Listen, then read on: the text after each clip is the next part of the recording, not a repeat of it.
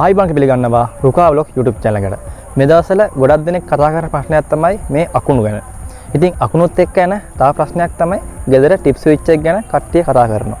ඉතින් ඒ සම්බන්ධයෙන් පොඩි දැනුවත් කිරීමක් කරන්න ඕන හින්දා තමයි අද මම මේ වීඩියෝ එක අරගෙන ආවේ. ඉතින් වැඩි කතා නැතුව අපි කෙලින්ම වීඩියෝ එකට යමු.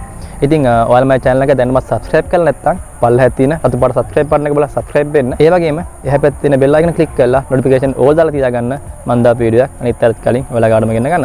එහෙනම් අපි යමු වීඩියෝ එකට. You can learn about engineering and agriculture through this channel.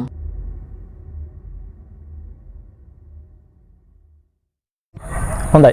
අපි දැන් මුලින්ම බලමු අකුණු ගහනකොට ගෙදර ටිප් ස්විච් එක ඔෆ් වෙන්න ඕනේද? එහෙම නැත්නම් ඔෆ් වෙන්න ඕනේ නැද්ද? ඉතින් ඒ සම්බන්ධයෙන් තමයි ගොඩක් වැරදි මතයක් පැතිරෙන්නේ. ඉතින් ගොඩක් දෙනෙක් හිතනවා අකුණක් ගහනකොට ටිප් ස්විච් එක අනිවාර්යෙන් ඔෆ් වෙන්න ඕනේ කියලා. එහෙම නැත්නම් ටිප් ස්විච් එක ඔෆ් වුනේ නැත්නම් ඒ ටිප් ස්විච් එක හොඳ නැහැ. එහෙම නැත්නම් වැඩ කරන්නේ නැහැ කියලා ගොඩක් දෙනෙක් හිතනවා. ඉතින් ඇත්තටම ඒක එහෙම නෙමෙයි. ටිප් ස්විච් එක හදලා තියෙන්නේ අකුණු වලට ඔෆ් වෙන්න නෙමෙයි. ටිප් ස්විච් එක හදලා තියෙන්නේ අපිට වෙන හානිය, يعني විදුලියෙන් අපිට වෙන හානිය වළක්ව ගන්න. ඒ කියන්නේ ටිප් ස්විච් එක තියෙන්නේ මනුස්සයට හානියක් වෙනවා නම් ඒක වළක්වන්න තමයි මේ ටිප් ස්විච් එක අපි පාවිච්චි කරන්නේ. මොකද ටිප් ස්විච් එක වැඩ කරන්නේ වෙනස් වෙන ධාරාවට. ඒ කියන්නේ ධාරාව වෙනස් වුණොත් තමයි ඒ ටිප් ස්විච් එක ඕෆ් වෙන්නේ. ඒ කියන්නේ ටිප් ස්විච් එක හරහා ගලන ධාරාව මොකක් හරි වෙනසක් සිද්ධ වුණොත්. ඒ කියන්නේ ඒ ටිප් ස්විච් එක හරහා යම්කිසි ඇම්පියර් ප්‍රමාණයක් ගියොත් ඒ ඇම්පියර් ප්‍රමාණය නැවතත් ටිප් ස්විච් එකට එන්න ඕනේ. ඒ ඇම්පියර් ගාන අතර වෙනසක් සිද්ධ වුණොත් තමයි ඒ ටිප් ස්විච් එක ඕෆ් වෙන්නේ. ඉතින් අන්න එහෙම තමයි ටිප් ස්විච් එක වැඩ කරන්නේ. ටිප් ස්විච් එක සම්බන්ධයෙන් වැඩ කරන්නේ කොහොමද? ටිප් ස්විච් එක චෙක් කරන්නේ කොහොමද? ඒගම අපේ ගෙදර අර්ත් එක චෙක් කරන්නේ කොහොමද කියලා වීඩියෝස් මම මේ channel එකේ කරලා තිනවා. මම පල්ලේ description එකේ මේ වීඩියෝස් තුන මම දාලා තියන්නම්. අනිවාර්යෙන් ඔයා ඒ වීඩියෝස් තුන නරඹන්න. ඉතින් එතකොට පුළුවන් ඒ ටිප් ස්විච් එක වැඩ කරන්නේ කොහොමද?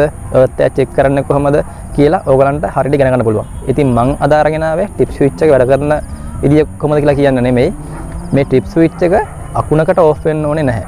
අකුණකට ඕෆ් වෙනවා කියන්නේ ඒ අකුණේ බලපෑමක් ඒ ටිප් ස්විච් එකට ඇවිල්ලා තියෙන හින්දා තමයි ටිප් ස්විච් එක ඕෆ් වෙන්නේ. ඒ කියන්නේ කොහෙද අකුණක් ගහනවා නම් ඒ අකුණේ බලපෑම ගෙදරට ඇතුල් වුණොත්. ඒ කියන්නේ අපේ CB ලයින් එක ඉලෙක්ට්‍රිසිටි බෝඩ් එකේ ලයින් එක හරහා අපේ ඉන්වර්ටර් ඇතුළු වුණොත් ඒ මොකක් හරි ධාරා වෙනසක් මේ ටිප් ස්විච් එක හරහා වුණොත් තමයි ටිප් ස්විච් එක ඕෆ් වෙන්නේ. ඉතින් අකුණක් ගහනකොට ටිප් ස්විච් එක ඕෆ් වෙනවා කියන්නේත් වැරද්දකුත් නෙමෙයි. ටිප් ස්විච් එක ඕෆ් වෙන්නේ නැහැ කියන්නේත් වැරද්දකුත් නෙමෙයි. ඉතින් ඒක නිසා අදින් පස්සේ ඔයගොල්ලෝ හිතන්න එපා ටිප් ස්විච් එක අනිවාර්යෙන් අකුණකට ඕෆ් වෙන්න ඕනේ කියලා. ඉතින් ඕෆ් වුණත් ඒක වැරද්දක් නැහැ. ඕෆ් වුණ නැතත් ඒක වැරද්දක් නැහැ. මොකද ටිප් ස්විච් එක තියෙන්නේ ඒ මොකක් හරි හේතුවක් නිසා අපිට කරන්ට් එක වැදුනොත්. ඒ කියන්නේ ගෙදර අපි උපකරණ පාවිච්චි කරනවානේ. උපකරණ පාවිච්චි කරද්දී ඒ උපකරණේ මොකක් හරි ලීකේජ් එකක් තිබිලා ඒ ලීක් එක අපේ ඇඟ හරහා පොළවට අර්ත් වුණොත් තමයි මේ ටිප් ස්විච් එක ඕෆ් වෙන්නේ. මොකද එහෙම ටිප් ස්විච් එක ඕෆ් වුණ නැත්නම් අපිට අනතුරක් වෙන්න පුළුවන්. අපේ ජීවිත හානියක් වුණත් සිද්ධ වෙන්න පුළුවන්. අන්න ඒක බලක්වන්න තමයි මේ ටිප් ස්විච් එක පාවිච්චි කරන්නේ. ඉතින් මේ ටිප් ස්විච් එක තියෙන්නේ අකුණු වලට ඕෆ් වෙන්න කියලා කවුරු හිතනවා නම් ඒක වැරදි. ඉතින් අකුණු වලට ඕෆ් වුණා කියලාත් වරද්දකුත් නැහැ.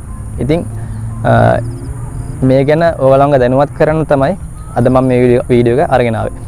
අකුණු වලින් ඒ කියන්නේ මොකක් හරි සර්ජ් එකකින් ආරක්ෂා වෙන්න ඕන නම් ඒකට දානවා සර්ජ් ප්‍රොටෙක්ටර් කියලා පොඩි කොටසක් අපි DB එකෙන් හයි කරනවා.